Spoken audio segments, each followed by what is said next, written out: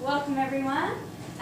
We are the Dancing Monkeys and we're here today to talk to you about our amazing idea, concept, Booking Genie. So just to give you a little bit of context, we're going to just show a bit of a promo.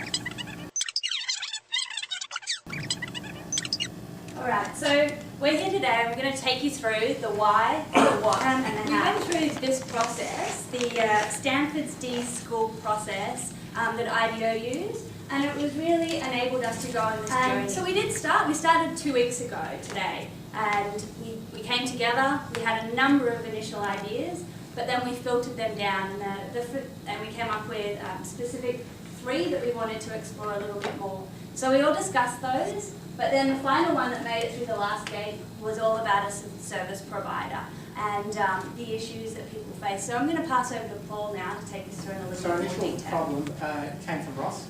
Ross wasn't the problem, but the problem Ross had was he talked us through the journey of needing to find a doctor and not being able to find one when you wanted them. What we found in that was a lot of inefficiencies in the process. So from those findings, we expanded the problem to the difficulty finding and selecting an available service provider that can efficiently provide the service. So our next step was to do some research and understand the customer and the service. The key findings that came out of the research, that 65% of customers were frustrated by the lack of availability. Basically, the way of tackling that was to try and come up with a whole bunch of themes or issues around those that were captured within all that primary research. When we thought about this problem, the main thing we thought that was really important was to start driving simplicity. Driving simplicity, as Paul was talking about, because of the inefficiency. We sort of distilled down to 3 main things that we wanted our product, whatever it was going to be, our offering. So one of the really powerful things that we did was start looking at customer journeys, and this is just one of our customer journeys. This is where we had a bit of a turning point.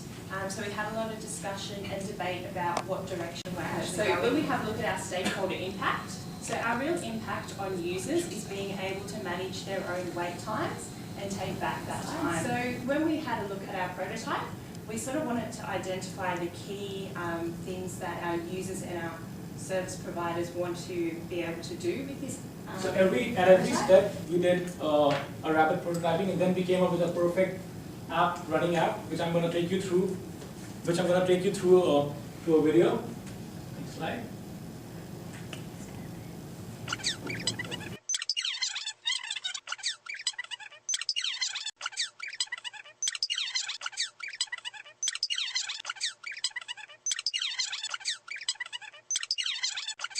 All the details, all the medical history that you've had, so that you don't have to carry all your paperwork to the doctor. You can have everything on the touch. You can log out if you want. Here's our running prototype. How we actually develop this prototype. So basically, we're following the IDEO process, which emphasizes on rapid prototyping. So we started with asking individual members to do their own prototypes. Like one of the example is in my hand. So you can see quite rough screenshots and So based on the prototype, so I can present to you some of the key advantages and some of the barriers that we can see what our product is offering finally. Some of the advantages, for example, managing wait time. I think, so we've obviously done a lot of work around our prototyping. And my screen is here, Noah. We've done a lot of work around our prototyping, and I think you can see we've got a lot of feedback from our users that have actually adjusted our prototype based on what they said is important. And what we've actually done is come up with a working model that provides a lot of advantages to both customers and actually service providers, and not so many disadvantages, but things that we know are not perfect that we're going to continue to work. We used Alessi's formula to do a bit of a quick and dirty analysis around, are we on the right track here? Is this so across the dimensions we've got a score of 15, which Alessi says is actually the benchmark to say you have a viable offering or you don't. Particularly we did well in the functional kind of communication language sides. There's about 100,000 businesses in Australia, and 80% of them are small to medium enterprises.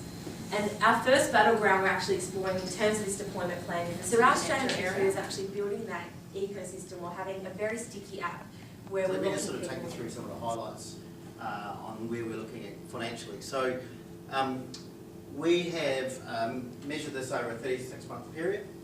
We're looking at $3.49 million worth of revenue turnover based on budgeted growth after development, release, marketing. We've got a pretty heavy set of analytics that we're going to post up with our detail, but ultimately our kicker we have to start with is about 76.5K.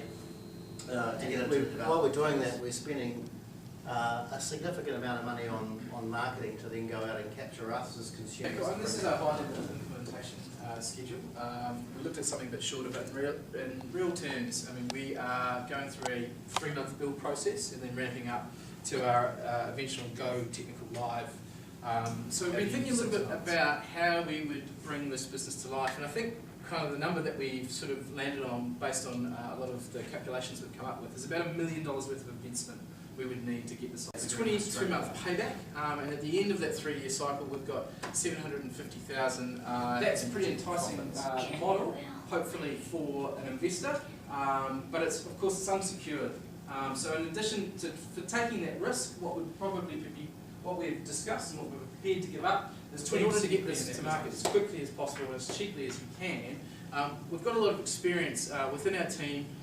Sort of managing an on-off. Some of the things that are obviously going to be on our first phase is to expand to our other locations, and we'd do that immediately following a 22-month loyalty. Obviously, sort of following on or capturing some of Sonia's comments.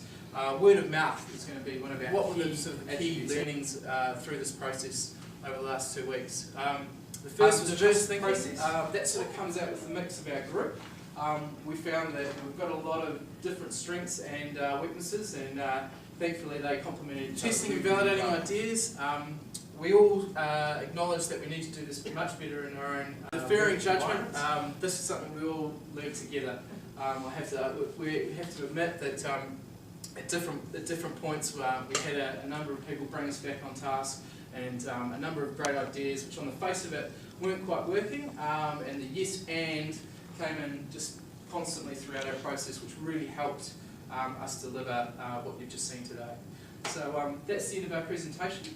I think we've got questions, which we'll answer as a group, but thank you so much for your time.